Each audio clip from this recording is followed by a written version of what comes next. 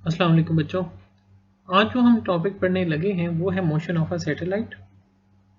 Motion of a satellite में actual में बच्चों हमने ये डिस्कस किया है कि अगर एक सैटेलाइट मूव कर रही है अराउंड द अर्थ तो उसे अपने ऑर्बिट में रहने के लिए कितनी स्पीड चाहिए होगी। अब अगर आप सामने वाली वीडियो देख रहे हैं तो इसमें आप देखेंगे कि एक सिचुएशन ऐसी है कि सैटेलाइट क्रैश हो रही है, जबकि दूसरी सिचुएशन में सैटेलाइट मूव कर रही है अवे फ्रॉम द अर्थ।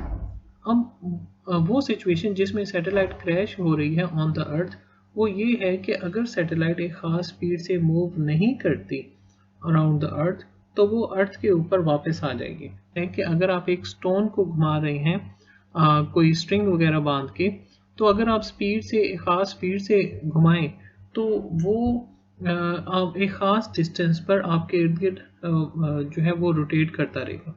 लेकिन अगर आप उसकी स्पीड को कम करते जाएं तो वो स्टोन आप ही की तरफ आना शुरू हो जाएगा और एक वक्त ऐसा आएगा कि वो आपको लग भी सकता है अगर आप उसकी स्पीड को बिल्कुल ही कम कर दें।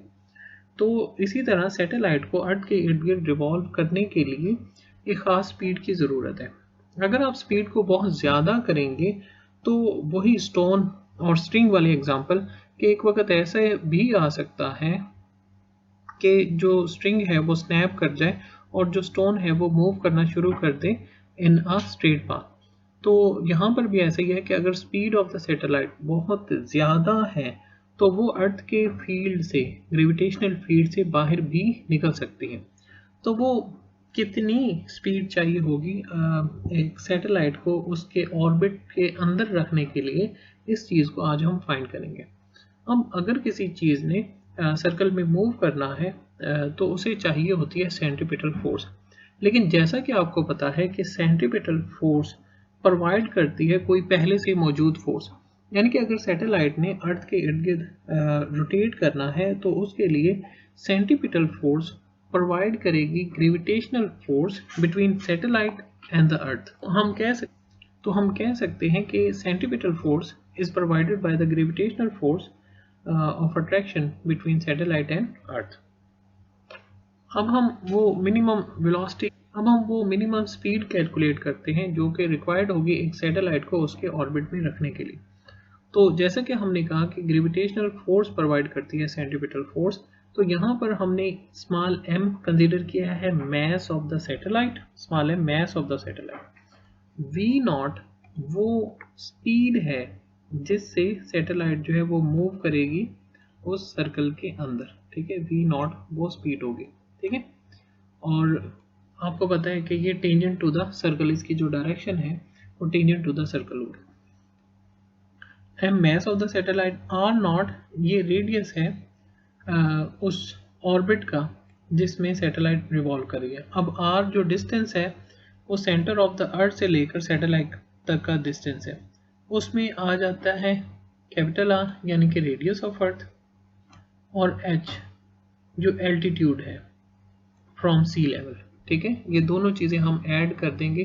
तो अगर हम इन दोनों को ऐड करें आर प्लस एच तो ये इक्वल है आर नॉट के। आर नॉट ये ऑर्बिटल रेडियस है। ठीक है, तो सेंट्रीपिटल फोर्स आपको पता है mv स्क्वायर ओवर आर, तो यहाँ पर mv nought square divided by R nought. अब जैसा कि हमने कहा कि जो सेंट्रीपिटल फोर्स है वो प्रोवाइडेड बाय ग्रेविटेशनल फोर्स है। ग्रेविटेशनल फोर्स, तो हम ग्रेविटेशनल फोर्स किसके इक्वल होती है वो आपको पता है, न्यूटन के लॉ ऑफ ग्रेविटेशन से आप कैलकुलेट कर सकते हैं जी m1 m2 divided by D square. लेकिन आपको ये भी याद हो कि gravitational force between earth and an object equal होती है वेट ऑफ द ऑब्जेक्ट के। ठीक है, तो हम उसे वेट ऑफ द ऑब्जेक्ट के बराबर भी लिख सकते हैं।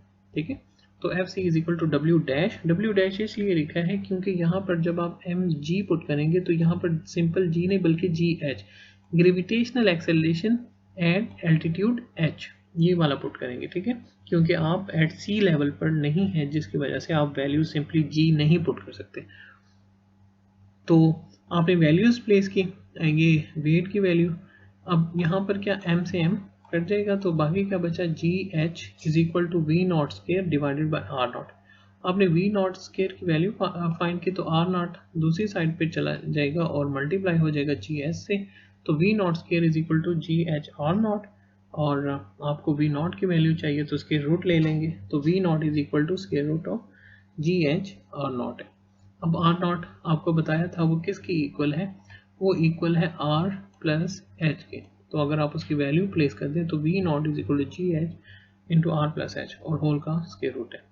अच्छा, अब इसके ज़रिए आप फाइंड कर सकते हैं कि वी नॉट की वैल्यू किसी भी सैटेलाइट के लिए, उसके ऑर्बिट के लिए आपको gravitational acceleration at that height पता होना चाहिए और साथ में आर प्लस एच की वैल्यू पता होनी चाहिए, एल्टीट्यूड पता होना चाहिए, तो आप ये वैल्यू फाइंड कर सकते हैं। अब जो नेक्स्ट है, हम एक सैटेलाइट जो कि very close to the earth जो है वो ऑर्बिट कर रही हो, उसकी स्पीड फाइंड करना चाहते हैं। ठीक है, उसकी स्पीड फाइंड करना चाहते हैं, तो उसके लिए कुछ कैलकुलेशंस की हैं।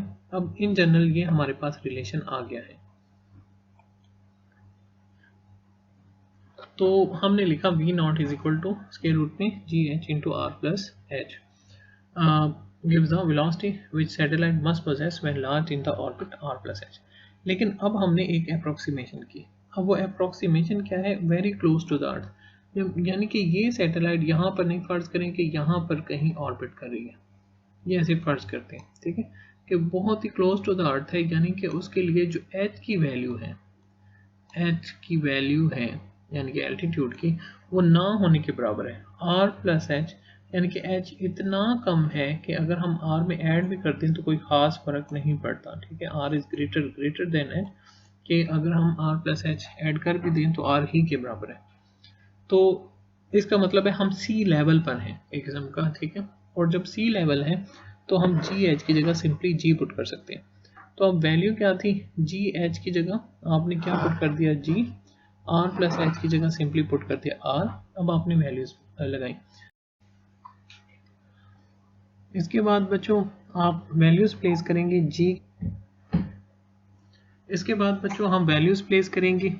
जी की वैल्यू आपको पता है 10 मीटर पर सेकेंड स्क्वायर, और आर रेडियस ऑफ अर्थ की वैल्यू है 6.4 इंटू 10⁻⁶। आप इनकी वैल्यूज प्लेस करेंगे तो हमारे पास जो आंसर आ जाएगा वो है 8000 मीटर पर सेकेंड, जिसे हम सिंपली 8 किलोमीटर पर सेकेंड लिख सकते हैं, या आप किलोमीटर पर आवर में चेंज करें तो 29,000 किलोमीटर पर आवर के इक्वल है। अब ये टॉपिक यहाँ पे ख़त्म हो जाता है। ठीक है, अच्छा, इस रिलेशन में जो बात आपने याद रखनी है कि जैसे जैसे distance from the centre of अर्थ बढ़ेगा, जो स्पीड रिक्वायर्ड है वो कम होती जाएगी। तो जब हम न्यूमेरिकल सॉल्व करेंगे तो हमारे पास जो रिलेशन है इसको हम चेंज कर लेंगे। वी ये क्या है, G H into are plus H whole का अंडर रूट है। अब आपको पता है जी एच की वैल्यू क्या है, वो है G M divided by R plus H whole का स्क्वायर। तो जब आप वी नॉट इसकी वैल्यू प्लेस करेंगे तो जी एच की जगह आप लिख देंगे G M R plus H whole square multiply R plus H. तो ये आर जो प्लस एच और ये स्क्वायर ये खत्म हो जाएगा, तो बाकी क्या बचेगा, G M divided by R plus H. तो जब हम न्यूमेरिकल करेंगे वी नॉट के लिए तो हम ये रिलेशन यूज़ करेंगे, G M divided by R plus H और होल का स्क्वायर रूट है। जी आपको पता है यूनिवर्सल ग्रेविटेशन कांस्टेंट है, एम मैस ऑफ प्लैनेट होगा और आर जो है वो रेडियस होगा और एच एल्टीट्यूड को रिप्रेजेंट करेगा। इस रिलेशन में आप देख सकते हैं कि जो वी नॉट है वो इन्वर्सली प्रोपोर्शनल है square root of R plus H. इसका मतलब ये हुआ कि जब डिस्टेंस इंक्रीज होगा from the centre of earth तो जो रिक्वायर्ड स्पीड है वो डिक्रीज होगी। तो आज का टॉपिक यहाँ पे ख़त्म होता है। आप सब लोगों का बहुत शुक्रिया। अल्लाह हाफ़िज़।